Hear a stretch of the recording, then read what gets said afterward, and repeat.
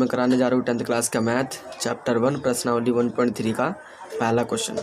ठीक है, तो ये देखते हैं हमारा क्वेश्चन क्या है। सिद्ध कीजिए कि रूट 5 एक अपरिमेय संख्या है। हमें सिद्ध करना है कि रूट 5 एक अपरिमेय संख्या है। तो हम अपना क्वेश्चन स्टार्ट करते हैं। सबसे पहले क्या करना होता है कि जो हमें मानना है, देखो हमें क्या सिद्ध करना है, रूट 5 एक अपरिमेय संख्या। तो इसका हम अपोजिट मानेंगे, यानी इसके विपरीत मानेंगे। क्या मानेंगे? रूट 5 एक परिमेय संख्या है। यहाँ पे लिखा हुआ हमें सिद्ध क्या करना है, रूट 5 एक अपरिमेय संख्या, लेकिन हम मानेंगे रूट 5 एक परिमेय संख्या है।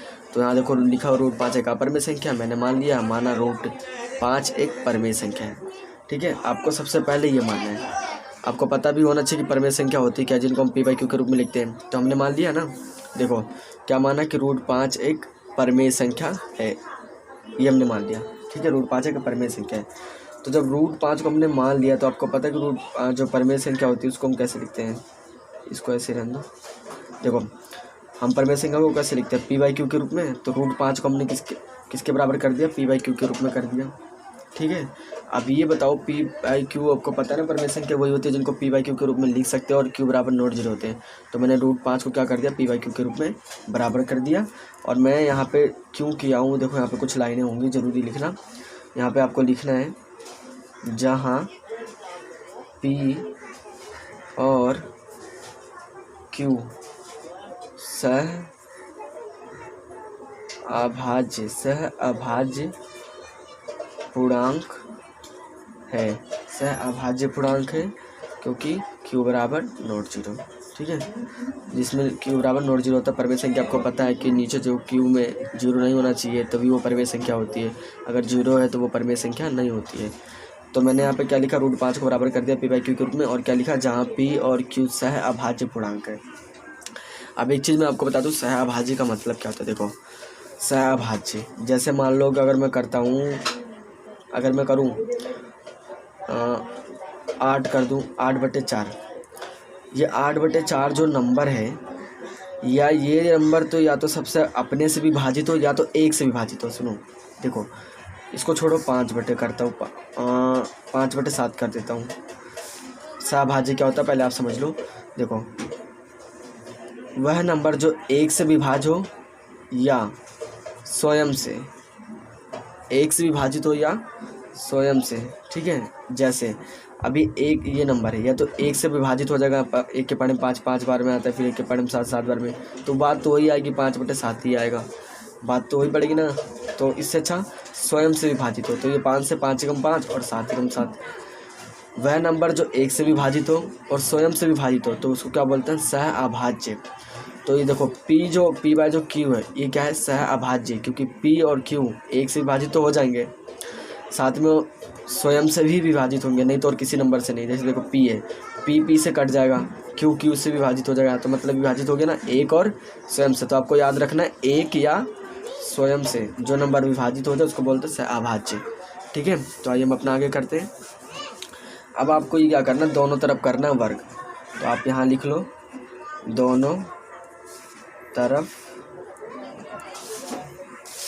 वर्ग करने पर, दोनों तरफ वर्ग करने पर, दोनों तरफ क्या, इन्हीं में, ये रूट 5 है ना, देखो इसको कर दो स्क्वायर इस तरफ, और इस तरफ भी कर दो स्क्वायर, कि इस तरफ इधर पी बाई क्यू की तरफ, दोनों तरफ स्क्वायर कर दिया। आपको पता है ना कि जब हम रूट, देखो यहाँ पे समझो, यहाँ पे समझाता हूँ, देखो और जब रूट 5 को हम मल्टीप्लाई करते हैं रूट 5 से तो क्या आता है बताओ, 5 ही आएगा, क्योंकि रूट क्या होता है, कैंसिल हो जाता है, जब ओनली सिर्फ 1/5 बचता है। ठीक है, तो यहाँ पर अगर मैं इसको रूट खोलूँगा स्क्वायर तो मतलब 5, रूट 5 को 2 बार गुना करूँगा तो यहाँ पे आ जाएगा 5, और यहाँ पर जब मैं इसको खोलूँगा तो ये पी स्क्वायर हो जाएगा और ये क्या हो जाएगा, क्यू स्क्वायर। अब इसके नीचे 1 होता तो मैं इसको क्या कर देता हूँ, क्रॉस मल्टीप्लाई। तो 5 जो इससे मल्टीप्लाई होगा तो ये क्या होगा, 5 स्क्वायर, और ये इससे मल्टीप्लाई होगा तो ये पी स्क्वायर हो जाएगा। ठीक है, आपको इतना समझ आया। इसको मान लो समीकरण 1, इसको मान लो समीकरण 1। अब मैं इसको देखो क्या कर रहा हूँ, ये पी स्क्वायर बराबर यहीं रख रहा हूँ, और सॉरी क्यू स्क्वायर यहीं रख रहा हूँ, और पी स्क्वायर का पी स्क्वायर, ये जो नंबर है ये नीचे आ जाएगा बट्टे में, ये पी स्क्वायर है, और ये जो नंबर है ये नीचे आ जाएगा। देखो ये क्यू यहीं पर रह जाएगा, और ये 5 बस नीचे आ जाता है डिवाइड में, किससे, पी स्क्वायर के नीचे। ठीक है, तो अब देखो आगे करते हैं। अब एक चीज़ जो समझने वाली बात है वो यहाँ पर है। क्या समझने वाली, देखो पी स्क्वायर, आपको एक बात बता दूँ मैं, देखो जैसे मान लो ये जो पी स्क्वायर है, पी स्क्वायर 5 से विभाजित हो जाएगा। मान लो अगर ऊपर 8 हो नीचे 4 हो तो 8 जो है 4 से विभाजित होगा ना। अगर मैं यही कह दूँ 8 स्क्वायर बटे 2 हो और 8 मीन 4 ही मान लो आप, 8 स्क्वायर बटे 4 हो तो 8 स्क्वायर भी 4 से विभाजित हो जाएगा और 8 भी 4 से विभाजित हो जाएगा जब भी कोई नंबर बटे में होता है। तो इसका एक क्या हो जाएगा, एक गुणनखंड में भी आ जाएगा ये, ठीक है। अब ऐसे ही मान लो जो यहाँ पे पी स्क्वायर है, पी स्क्वायर बटे 5, पी स्क्वायर भी 5 से विभाजित होगा और पी भी 5 से विभाजित होगा, ठीक है, क्योंकि जो नंबर नीचे होता है वो विभाजित होता है ऊपर वाले नंबर से, भाग होता है, ठीक है। तो हम यहाँ पे क्या लिखेंगे, अतः पी स्क्वायर 5 से विभाजित होगा। आपने यही लिखना है, पी स्क्वायर 5 से विभाजित होगा। अब मैंने कहा था पी स्क्वायर भी 5 से विभाजित होगा और पी भी 5 से विभाजित होगा, पी भी 5 से विभाजित होगा, पी भी 5 से विभाजित होगा। अब मैंने यहाँ पे बताया था ना, देखो पी स्क्वायर पी स्क्वायर बटे 5 है, पी स्क्वायर भी 5 से विभाजित होगा और पी भी 5 से विभाजित होगा, स्क्वायर रहे या ना रहे, ठीक है, कोई भी नंबर रहे तो विभाजित वो होगा ही होगा। अब देखो जब ये विभाजित होगा क्यों होगा, देखो एक चीज़ और, गुणनखंड। अगर मैं जैसे 8 बटे किया था मैंने 8 बटे 4, अगर मैं इसका गुणनखंड करूँ 8 का तो 8 के गुणनखंड में ये नीचे वाला नंबर आएगा ही आएगा। जैसे मान लो अगर कर दूँ 4 दूगुने 2, ये 8 का गुणनखंड हो गया। देखो 8 का गुणनखंड में ये नीचे वाला नंबर आ गया ना 4, तो मतलब क्या है, ये विभाजित होगा, नीचे कोई पीछे कोई भी नंबर रहे। यहाँ पे अगर मान लो m कर दूँ, p कर दूँ, कुछ भी कर दूँ तो मतलब 4 गुणे m कर देता हूँ तो इसका ये क्या होगा, ये फैक्टर्स है ना इसके, ये गुणनखंड है ना, तभी तो ये विभाजित हो रहा है इससे। जैसे 8 है, 8 बराबर देखो 8 के गुणनखंड क्या हो गए, 4 गुणे 2, तो 8 के गुणनखंड में 4 आया ना, आ गया, तो नीचे वाला इसका मतलब क्या, विभाजित होगा। और 8 स्क्वायर भी करता तब भी इसके गुणनखंड में भी आता ही, ठीक है। जैसे मान लो 25 है, 25 बटे 5 करता हूँ, 25 का गुणनखंड क्या होगा, 5 गुणे 5, यानी इसके 25 के गुणनखंड में नीचे वाला नंबर आ गया 25, तो मतलब क्या है, ये भी गुणनखंड विभाजित हो रहा है ना। देखो जैसे मैं बताता हूँ, जब इसको गुणनखंड विभाजित होगा, ये नंबर 25 का जो विभाजित होगा, ऐसे ही जो ये p है, पी स्क्वायर का अगर मैं गुणनखंड निकालूंगा तो उसके गुणनखंड में भी ये नंबर आ जाएगा। कौन सा नंबर, 5, क्योंकि इससे विभाजित हो रहा था, ठीक है। पीछे कोई भी नंबर आ गया, मान लो आप पीछे c आ गया, हमने मान लिया पीछे c आ गया, तो मैं इसको कैसे लिख देता हूँ, बस यही लिख देता हूँ, पी स्क्वायर बराबर, सॉरी पहले आप यहाँ लिखो, तो p का एक गुणनखंड, p का एक गुणनखंड 5 होगा। गुणनखंड मतलब वही जो फैक्टर्स में आ रहे थे, p का गुणनखंड 5 होगा। इसलिए मैं p को कैसे लिख सकता हूँ, p बराबर 5c कर सकता हूँ। देखो यहाँ पर p बराबर 5c मैंने कर दिया, ठीक है। अब इस 5c मैंने कर दिया, इसको मान लो आप स्थिति 1,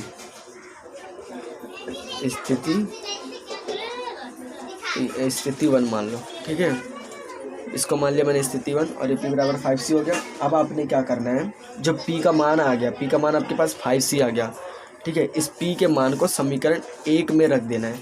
तो आप यहाँ पर लिख लो, p का मान समीकरण 1 में रखने पर, p का मान समीकरण 1 में रखने पर। तो आपको देखो पहले समीकरण 1 है क्या, 5q² बराबर p स्क्वायर है ना, यही आपका समीकरण है। तो आप इसके जगह पे बस p की जगह पे क्या रखना, यही रखना बस। तो ये रख दो, ये मैंने रख दिया यहाँ पे, 5c आ गया, 5c का स्क्वायर कर दिया, ठीक है। ये मैंने 5c का स्क्वायर कर दिया। अब इसका स्क्वायर करके खोल के देखते पहले, इसको मैंने अगर खोल दिया, देखो यहाँ पे क्या होगा, ये 25 हो जाएगा, 25c स्क्वायर। अब ये 5q इधर बचा हुआ है तो 5q, अब ये 25 इधर आ जाएगा, इधर क्या बचेगा, सिर्फ c, अब अगर मैं इसको देखो यहाँ पे 5 है, इसको मैं अगर कैंसिल आउट कर दूँ 5 कम 5 और 5 बचे 25, तो ऊपर क्या बचा हुआ है, देखो ऊपर क्या बचा हुआ है हमारा, ऊपर ये बचा है 1 क्यू स्क्वायर और बटे में 5 बराबर सी, यानी क्यू स्क्वायर बटे में 5 बराबर सी। एक क्यू तो लिखने की जरूरत नहीं है, ठीक है, ये नंबर आ गया। अब देखो हमने जब किया था पहली बार तो वहाँ पे मैंने यहाँ पे देखो एक नंबर आया था, जब पी स्क्वायर क्या है 5 से विभाजित है और पी भी 5 से विभाजित है, सेम यहाँ पर भी आ रहा है, क्यू भी 5 से विभाजित होगा, क्यों होगा वो तो आपको पता चल गया है, और क्यू स्क्वायर भी 5 से विभाजित होगा। तो आपको वही लाइनें लिखनी है दोबारा से, क्या लिखनी है, अतः देखो अतः क्यू स्क्वायर 5 से विभाजित होगा तथा क्यू भी 5 से विभाजित होगा, ठीक है, क्यू भी 5 से विभाजित होगा, आपने यही लिखना है। अब एक चीज़ देखो, दोनों के दोनों क्या हो रहा है, 5 से विभाजित हो रहे हैं। कौन कौन से, यहाँ पे जो 5 है, 5 देखो 5 से विभाजित हो रहा है, और मैंने एक चीज़ आपको पहले भी बताई थी, इसमें देखो P भी 5 से विभाजित हो रहा है और Q भी 5 से, देखो यहाँ पे P भी 5 से विभाजित हो रहा है और यहाँ पे देखो आप Q भी 5 से विभाजित हो रहा है। मतलब क्या है, P और Q दोनों 5 से विभाजित हो रहे हैं, लेकिन मैंने आपको सबसे पहले कहा था, एक चीज़ बताई थी, देखो यहाँ पे P और Q क्या है, सह अभाज्य हैं। अब सहभाज्य का मतलब मैंने बताया था ना कि जो अपने से ही विभाजित हो लेकिन दूसरे नंबर से विभाजित ना हो, लेकिन यहाँ पे P और Q 5 से विभाजित हो रहा है, दोनों से विभाजित हो रहा है। मैंने यहाँ पे क्या बोला था, P और Q क्या है, सहभाज्य है। सहभाज्य का मतलब क्या होता है, जो अपने से विभाजित हो और किसी नंबर से विभाजित ना हो, एक से या स्वयं से विभाजित होता है।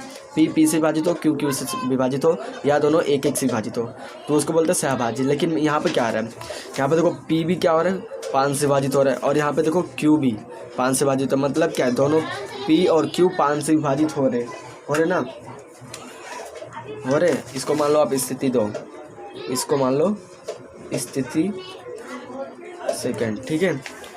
जब दोनों विभाजित हो रहे हैं तो इसका मतलब क्या है, ये ये परिमेय संख्या नहीं है, क्योंकि मैंने सबसे पहले क्या माना था, माना एक परिमेय संख्या है और परिमेय संख्या P/Q के रूप में होता है, और दोनों ये 5 से विभाजित हो रहा है, जो कि नहीं होना चाहिए। तो इसका मतलब क्या है, ये दोनों क्या है, एक परिमेय संख्या नहीं है। तो हमें लिखना क्या है, देखो यही लिखना है हमें, स्थिति 1